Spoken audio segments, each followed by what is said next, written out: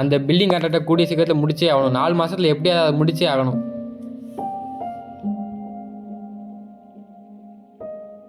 நான் அப்புறம் பேசுகிறேன், ஒரு நிமிஷம் வைங்க.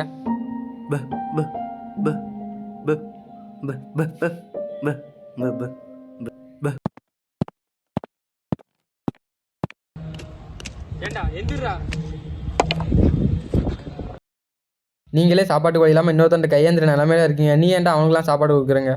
எங்களுக்காவது கை கால் நல்லா இருக்குது, நாங்கள் எப்படியுமே நாங்கள் பொழை சாப்பிட்டுக்குவோம். அவருக்கு கண்ணும் கேட்காது, காதும் தெரியாது. அவர் எப்படி என்ன பண்ண முடியும் அவரால்? இவனோட ஈகோ தூண்டி விட்டா தான் 4 பேருக்கு நல்லது பண்ண முடியும். என்ன இருக்க மனிதன் கூட இங்கே சில ஜீவன்களுக்குலாம் இல்லை, என்ன பண்ணுறது? நீ என்னடா என்ன ஜாட பேசுறியா? நான் நினைச்சா ஒரு ஊரே வேலைக்கு வாங்கி விருந்து போடுற அளவுக்கு என் காசு இருக்குடா. மேல கை வைக்கிறியா? ஒரு நாளைக்கு நாங்கள் கூலிக்கு தான் வேலை வைக்கிறோம், அதுக்குன்னு கை வைக்க கூடாது மேலே.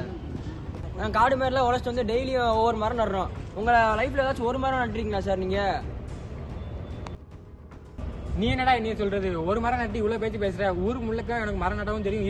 இருக்க சின்ன சந்து பந்து எல்லாமே நான் செடி நடுவேன்டா. நீ என்னடா ஒருத்தருக்கு சோறு பாட்டு இப்படி சொல்ற? நான் போறேன்டா சோறு, ஊரு ஃபுல்லா போறேன்டா. 1000 பேருக்கு நான் சோறு போடுறேன்டா. ஒரு சில நேரங்களில் ஒருத்தருடைய ஈகோவை தூண்டி விட்டு தான் நல்லா செய்ய வைக்கணும்னா அந்த ஈகோ தப்பு கிடையாது. இந்த உலகத்தில் பிக் இம்பேக்ட் அப்படின்னு எதுவுமே கிடையாது. நீயா ஒரு விஷயத்தை முயற்சி எடுத்து செய்யாத வரைக்கும்.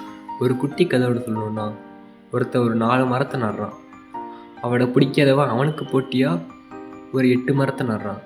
ஸோ அவனுக்கு பிடிக்காதவனோ இல்லை அவனை இன்ஸ்பயர் ஆகியோ இன்னொருத்தன் ஒரு 16 மரத்தை நடுறான்னு காலப்போக்கில் அதுவே ஒரு பழக்கமாக மாறிடும். இப்போ யார் ஸ்டார்ட் பண்ணான்னு யாருக்குமே தெரியாது. So a good beginning to start off the good end.